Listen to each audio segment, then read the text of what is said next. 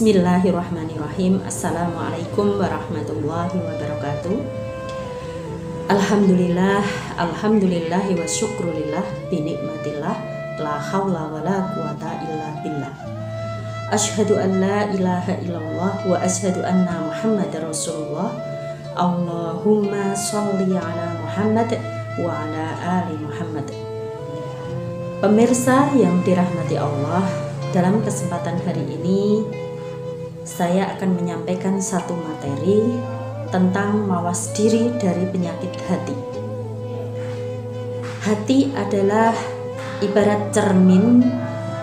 Jika dia kotor, meskipun pada awalnya hanya sedikit sebuah debu yang menempel, tetapi apabila kotoran itu tidak setiap hari dibersihkan, maka dia akan menumpuk menjadi penutup kaca yang hendak kita pakai untuk bercermin.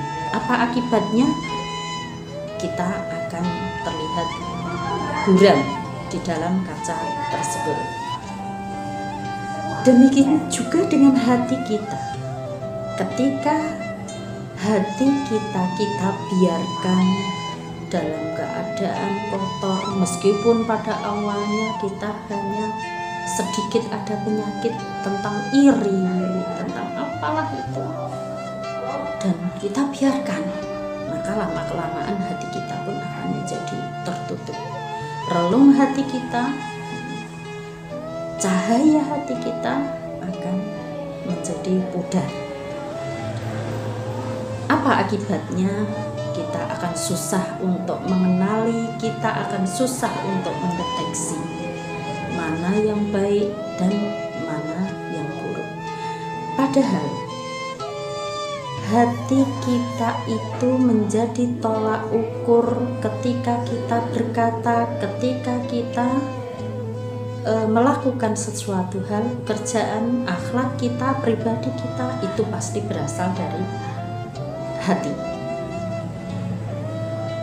Ibarat sebuah tempat air minum yang mana di dalamnya itu kita isi dengan air yang berupa teh, maka pasti yang dikeluarkan ketika kita tuangkan pastilah wujudnya juga air teh. Ketika kita masukkan di dalamnya itu adalah kopi atau susu, maka yang keluar juga pasti kopi atau susu. Jadi tidak mungkin ketika kita masukkan itu di dalamnya kopi kemudian keluarnya teh. Itu mustahil. Sama dengan hati kita. Hati kita ketika di dalamnya itu sebuah cahaya bersih, bersinar, tidak ada penyakit di dalamnya, maka yang keluar itu juga pasti akan menjadi baik. Lesan kita bicara juga bicara yang baik, tidak pernah menyakiti orang lain, tidak pernah nyindir orang lain.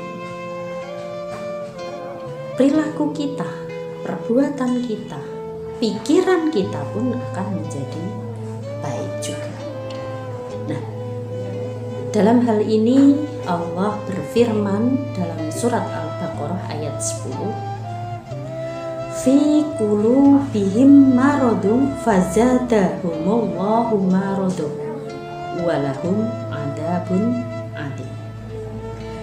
Dalam hati mereka ada penyakit, lalu Allah menambah penyakitnya itu dan mereka mendapat azab yang pedih karena mereka berdusta. Jadi pemirsa yang dirahmati Allah, ketika kita berusaha maksimal untuk membersihkan hati kita, maka pasti Allah akan memberikan hidayah itu, membuka hati kita, memudahkan kita untuk melihat mana yang baik dan mana yang buruk. Nah, dalam kesempatan ini marilah kita mencoba untuk mengenali apa itu penyakit-penyakit hati. Yang pertama adalah iri hati. Ini adalah sikap perilaku tidak senang akan rizki dan nikmat yang didapatkan oleh seseorang. Jadi ketika orang lain itu mendapatkan nikmat, dia akan menjadi sakit hati. Dia akan merasa, kok dia ya yang dapat nikmat itu, kok dia ya, begitu. Tetapi ada satu hal yang dibolehkan ketika rasa iri itu adalah pada orang yang senantiasa berbuat kebajikan. Kita harus merasa iri, dia itu orangnya kok baik, dia itu orangnya kok sedekahnya banyak, sholatnya khusyuk. Kita harus merasa iri. Artinya apa? Kita berusaha untuk berbuat sama seperti apa yang dia lakukan. Kemudian yang kedua adalah dengki. Sikap tidak senang kepada orang lain apabila orang lain itu mendapatkan satu kebahagiaan. Dia berusaha sekuat tenaga untuk menghilangkan kebahagiaan yang didapatkan orang lain, bagaimanapun caranya. Yang ketiga adalah hasud. Sifat yang berusaha mempengaruhi orang lain agar dia marah kepada seseorang, akhirnya terjadi pertikaian, terjadi perselisihan. Tujuannya apa? Karena di awal dia sudah punya ada rasa iri, rasa dengki, dan segala macam tadi. Dia berusaha menghilangkan seluruh nikmat yang ada.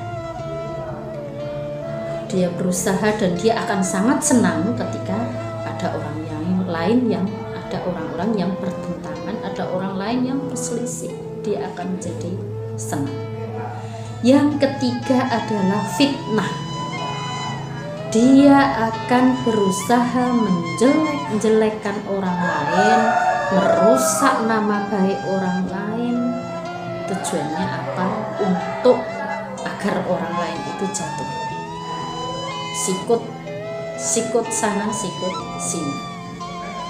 Dia akan berusaha bagaimana caranya nikmat-nikmat yang ada pada orang-orang tersebut itu akan beralih kepada dirinya. Kemudian yang kelima adalah berburuk sangka kepada orang lain. Dia akan senantiasa mencurigai orang-orang yang ada di sekitarnya. Padahal satu hal yang perlu kita pegang bahwa keburukan yang kita dapatkan itu bukan karena orang lain, tetapi karena ulah kita sendiri. Dan ketika Allah itu tidak menghendaki keburukan itu mengenai kita, maka kita pun tidak akan terkena ataupun terbebas dari seluruh keburukan yang ada. Nah, yang terakhir adalah khianat. Ketika seseorang itu diberikan amanah, dia diberikan satu tugas, ternyata dia selalu mengkhianatinya. Dia tidak pernah berpegang bahwa apa yang diberikan kepada dia itu suatu saat akan dipertanggungjawabkan. Sifat ini termasuk salah satu sifat orang-orang munafik. Nah, dia akan berdusta. Satu hal yang mudah akan dia ucapkan dengan dusta. Dusta yang pertama dia akan tutup dengan dusta yang kedua, dan seterusnya sampai suatu saat orang-orang akan paham bahwa dia itu sifatnya adalah seorang pendusta, seorang pengkhianat. Bapak, Ibu, pemirsa yang dirahmati Allah, beberapa hal penyakit hati yang telah kami sampaikan tadi, semoga itu betul-betul menjadi satu catatan buat kita, dan kita senantiasa berlindung kepada Allah agar kita mampu untuk menghindarkan diri, mampu untuk senantiasa mengembalikan segala sesuatu itu adalah hak Allah. Jadi kita senantiasa mencoba ikhlas, mencoba senantiasa untuk bertawakal. Ikhlas, apapun yang kita dapatkan itu adalah rezeki yang kita punya. Jadi orang lain kok bisa beli mobil mewah, orang lain bisa beli rumah mewah, itu memang rezeki Allah untuk orang lain. Nah, tawakal bahwa kita itu sudah dijamin oleh Allah. Jadi rezeki yang kita punya itu sudah dijamin oleh Allah, tidak akan mungkin tertukar dengan orang lain. Dengan begitu kita akan senantiasa bisa berikhtiar, senantiasa bisa berusaha.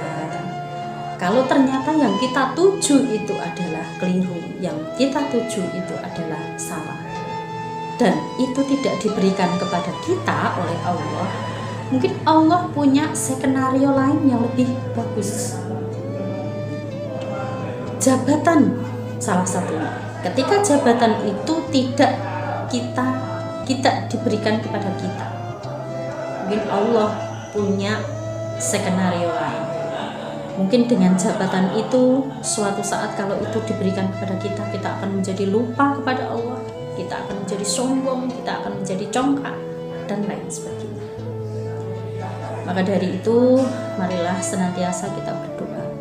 Ya muqallibal qulub, sabbit qalbi ala dinik wa ala taatik. Ya Allah, semoga ditetapkanlah di hati kita.